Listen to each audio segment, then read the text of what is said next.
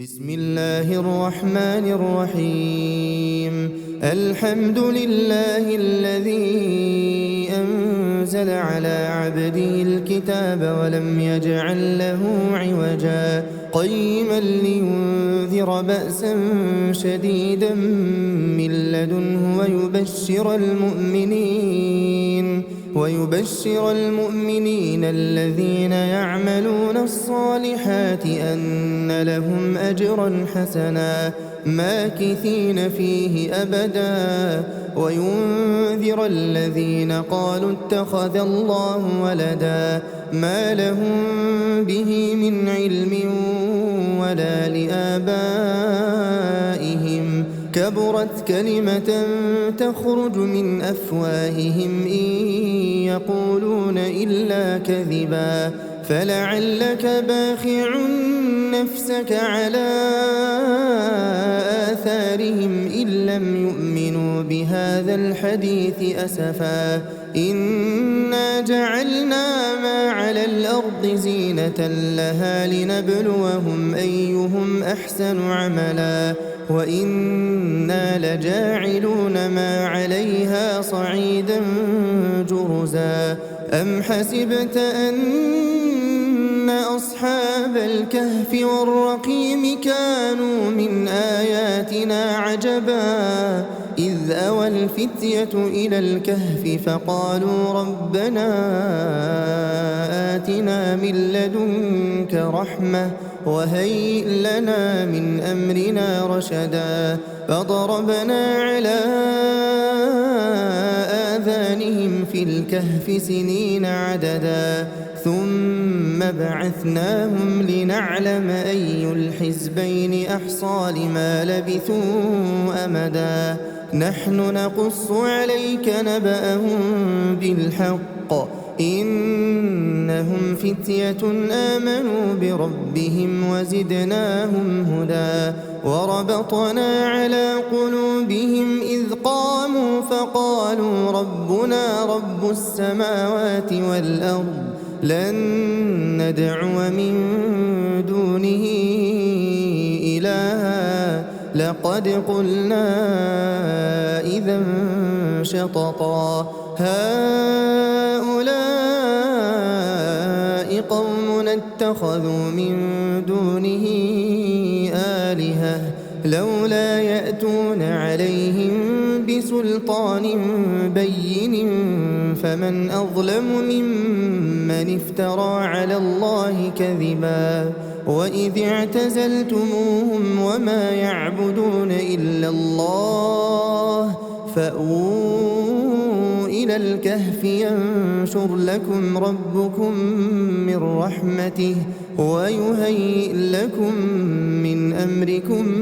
مرفقا وترى الشمس إذا طلعت تزاور عن كهفهم ذات اليمين وإذا غربت تقرضهم ذات الشمال وهم في فجوة منه ذلك من آيات الله من يهد الله فهو المهتد ومن يضلل فلن تجد له وليا مرشدا وتحسبهم أيقاظا وهم رقود ونقلبهم ذات اليمين وذات الشمال وكلبهم باسط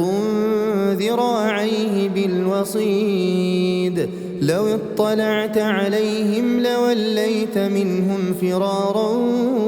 ولملئت منهم رعبا وكذلك بعثناهم ليتساءلوا بينهم قال قائل منهم كم لبثتم قالوا لبثنا يوما أو بعض يوم قالوا ربكم أعلم بما لبثتم فابعثوا أحدكم بورقكم هذه إلى المدينة فلينظر أيها أزكى طعاما فليأتكم برزق منه وليتلطف ولا يشعرن بكم أحدا إنهم إن يظهروا عليكم يرجموكم أو يعيدوكم في ملتهم ولن تفلحوا إذا أبدا وكذلك أعثرنا عليهم ليعلموا أن وعد الله حق وأن الساعة لا ريب فيها إذ يتنازعون بينهم أمرهم فقالوا بنوا عليهم بنيانا ربهم أعلم بهم قال الذين غلبوا على أمرهم لنتخذن عليهم مسجدا سيقولون ثلاثة رابعهم كلبهم ويقولون خمسة سادسهم كلبهم رجما بالغيب ويقولون سبعة وثامنهم كلبهم قل ربي أعلم بعدتهم ما يعلمهم إلا قليل فلا تمار فيهم إلا مراء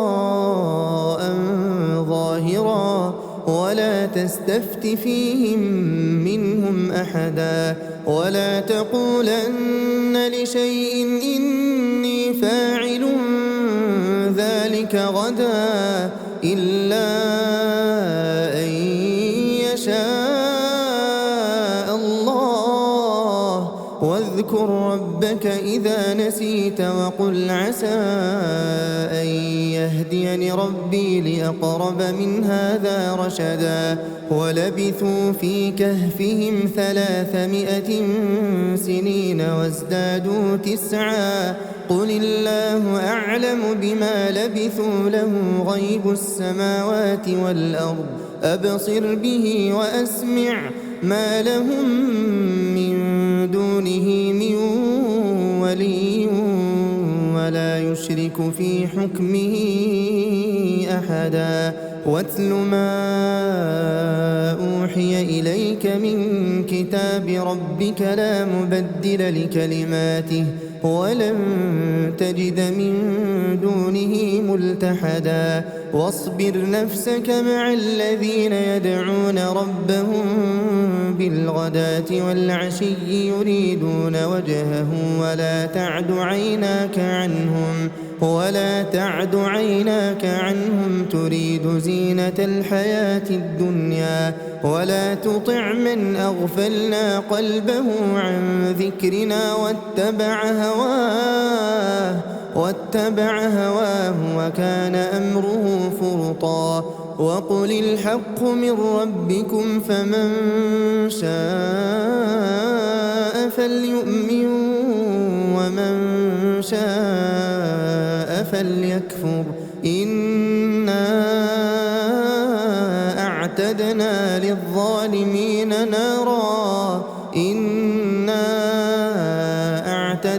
للظالمين نارا أحاط بهم سرادقها وإن يستغيثوا يغاثوا بماء كالمهل يشوي الوجوه بئس الشراب وساءت مرتفقا إن الذين آمنوا وعملوا الصالحات إنا لا نضيع أجر من أحسن عملا أولئك لهم جنات عدن تجري من تحتهم الأنهار يحلون فيها من أساور من ذهب ويلبسون ثيابا خضرا من سندس واستبرق متكئين فيها على الأرائك نعم الثواب وحسنت مرتفقا واضرب لهم مثل الرجلين جعلنا لأحدهما جنتين من أعناب وحففناهما بنخل وجعلنا بينهما زرعا كلتا الجنتين آتت أكلها ولم تظلم منه منه شيئا وفجرنا خلالهما نهرا وكان له ثمر فقال لصاحبه وهو يحاوره أنا أكثر منك مالا وأعز نفرا ودخل جنته وهو ظالم لنفسه قال ما أظن أن تبيد هذه أبدا وما أظن الساعة قائمة ولئن رددت إلى ربي لأجدن خيرا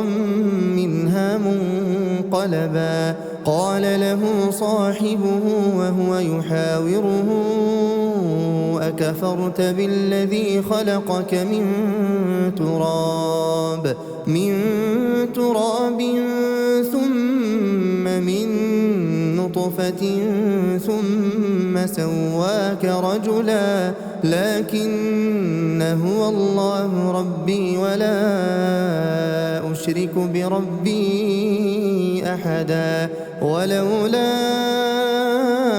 إذ دخلت جنتك قلت ما شاء الله لا قوة إلا بالله إن ترني أنا أقل منك مالا وولدا فعسى ربي أن يؤتيني خيرا من جنتك ويرسل عليها حسبانا من السماء فتصبح صعيدا زلقا أو يصبح ماؤها غورا فلن تستطيع له طلبا وأحيط بثمره فأصبح يقلب كفيه على ما أنفق فيها وهي خاوية على عروشها ويقول يا ليتني لم أشرك بربي أحدا ولم تكن له فئة ينصرونه من دون الله وما كان منتصرا هنالك الولاية لله الحق هو خير ثوابا وخير عقبا واضرب لهم مثل الحياة الدنيا كماء إن أنزلناه من السماء فاختلط به نبات الأرض فأصبح هشيما تذروه الرياح وكان الله على كل شيء مقتدرا المال والبنون زينة الحياة الدنيا والباقيات الصالحات خير عند ربك ثوابا وخير أملا ويوم نسير الجبال وترى الأرض بارزة وحشرناهم فلم نغادر منهم أحدا وعرضوا على ربك صفا لقد جئتمونا كما خلقناكم أول مرة بل زعمتم أن لن نجعل لكم موعدا ووضع الكتاب فترى المجرمين مشفقين مما فيه ويقولون يا ويلتنا ما لهذا الكتاب لا يغادر صغيرة ولا كبيرة إلا أحصاها ووجدوا ما عملوا حاضرا ولا يظلم ربك أحدا وإذ قلنا للملائكة اسجدوا لآدم فسجدوا إلا إبليس كان من الجن ففسق عن أمر ربه أفتتخذونه وذريته أولياء من دوني وهم لكم عدو بئس للظالمين بدلا ما أشهدتهم خلق السماوات والأرض ولا خلق أنفسهم وما كنت متخذ المضلين عضدا ويوم يقول نادوا شركائي الذين زعمتم فدعوهم فلم يستجيبوا لهم وجعلنا بينهم موبقا ورأى المجرمون النار فظنوا أنهم مواقعوها ولم يجدوا عنها مصرفا ولقد صرفنا في هذا القرآن للناس من كل مثل وكان الإنسان أكثر شيء جدلا وما منع الناس أن يؤمنوا إذ جاءهم الهدى ويستغفروا ربهم إلا أن تأتيهم سنة الأولين أو يأتيهم العذاب قبلا وما نرسل المرسلين إلا مبشرين ومنذرين ويجادل الذين كفروا بالباطل ليدحضوا به الحق واتخذوا آياتي وما أنذروا هزوا ومن أظلم ممن ذكر بآيات ربه فأعرض عنها ونسي ما قدمت يداه إنا جعلنا على قلوبهم أكنة أن يفقهوه وفي آذانهم وقرا وإن تدعهم إلى الهدى فلن يهتدوا إذا أبدا وربك الغفور ذو الرحمة لو يؤاخذهم بما كسبوا لعجل لهم العذاب بل لهم موعد لن يجدوا من دونه موئلا وتلك القرى أهلكناهم لما ظلموا وجعلنا لمهلكهم موعدا وإذ قال موسى لفتاه لا أبرح حتى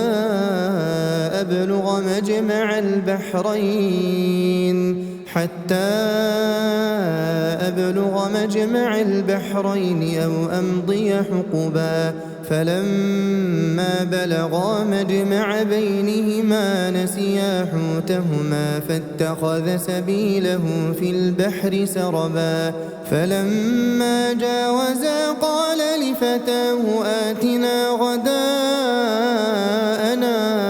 لقد لقينا من سفرنا هذا نصبا قال أرأيت إذ أوينا إلى الصخرة فإني نسيت الحوت وما أنسانيه إلا الشيطان أن أذكره واتخذ سبيله في البحر عجبا قال ذلك ما كنا نبغي فارتدا على آثارهما قصصا فوجدا عبدا من عبادنا آتيناه رحمة من عندنا وعلمناه من لدنا علما قال له موسى هل أتبعك على أن تعلمني مما علمت رشدا قال إنك لن تستطيع معي صبرا وكيف تصبر على ما لم تحط به خبرا قال ستجدني إن شاء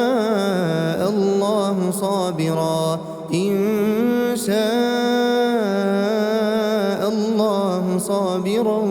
ولا أعصي لك أمرا قال فإن اتبعتني فلا تسألني عن شيء حتى أحدث لك منه ذكرا. فانطلقا حتى إذا ركبا في السفينة خرقها قال أخرقتها لتغرق أهلها لقد جئت شيئا إمرا. قال ألم أقل إنك لن تستطيع معي صبرا. قال لا تؤاخذني بما نسيت ولا ترهقني من أمري عسرا. فانطلقا حتى إذا لقيا غلاما فقتله قال أقتلت نفسا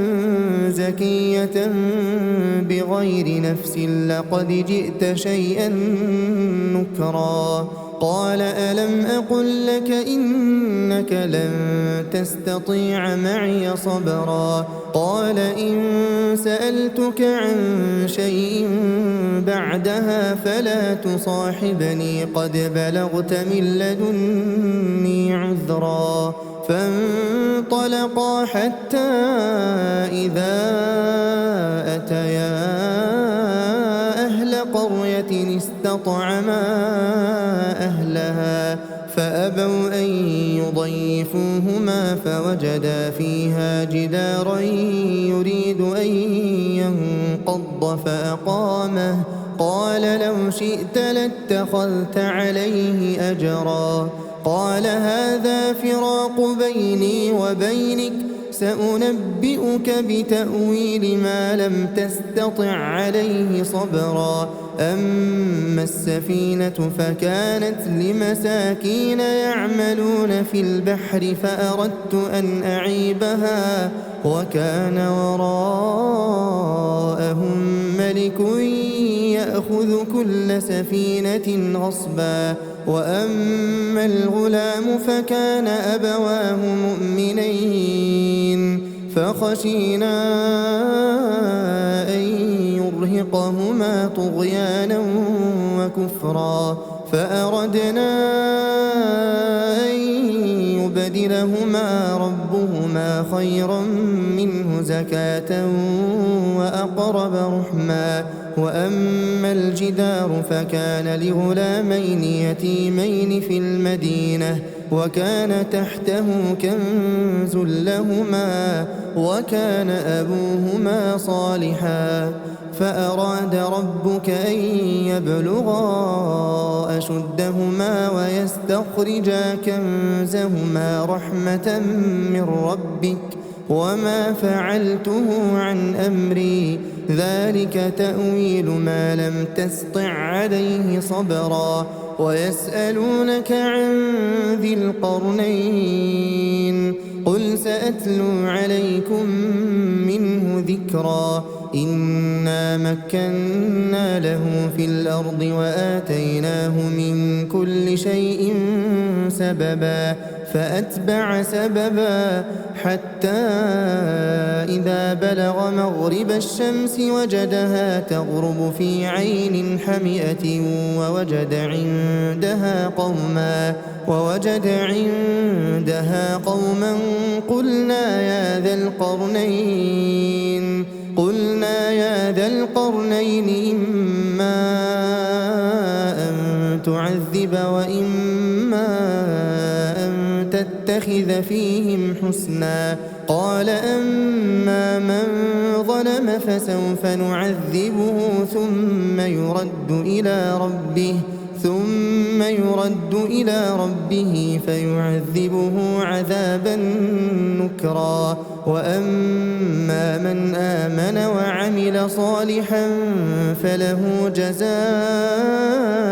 الحسنى وسنقول له من أمرنا يسرا. ثم أتبع سببا حتى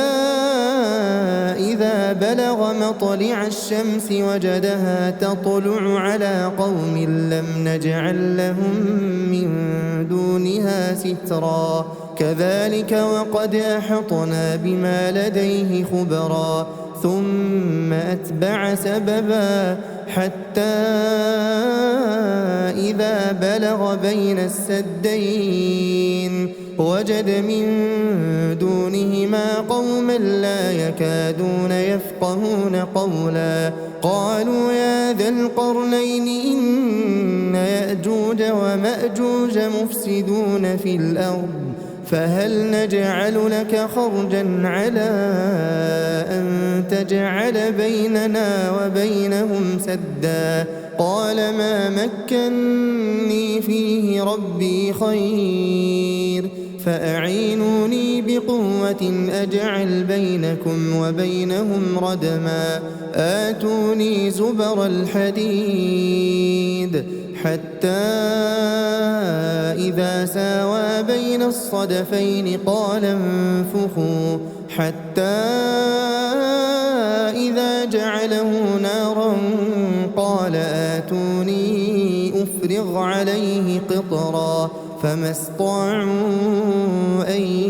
يظهروه وما استطاعوا له نقبا قال هذا رحمة من ربي فإذا جاء وعد ربي جعله دكاء وكان وعد ربي حقا وتركنا بعضهم يومئذ يموج في بعض ونفخ في الصور فجمعناهم جمعا وعرضنا جهنم يومئذ للكافرين عرضا الذين كانت أعينهم في غطاء عن ذكري وكانوا لا يستطيعون سمعا أفحسب الذين كفروا أن يتخذوا عبادي من دوني أولياء إنا أعتدنا جهنم للكافرين نزلا قل هل ننبئكم بالأخسرين أعمالا الذين ضل سعيهم في الحياة الدنيا وهم يحسبون أنهم يحسنون صنعا أولئك الذين كفروا بآيات ربهم ولقائه فحبطت أعمالهم فلا نقيم لهم يوم القيامة وزنا ذلك جزاؤهم جهنم بما كفروا واتخذوا آياتي ورسلي هزوا إن الذين آمنوا وعملوا الصالحات كانت لهم جنات الفردوس نزلا خالدين فيها لا يبغون عنها حولا قل لو كان البحر مدادا لكلمات ربي لنفد البحر قبل أن تنفد كلمات ربي ولو جئنا بمثله مددا قل إنما أنا بشر مثلكم يوحى إلي أنما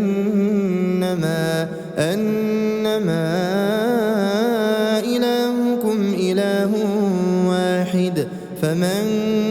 كان يرجو لقاء ربه فليعمل عملا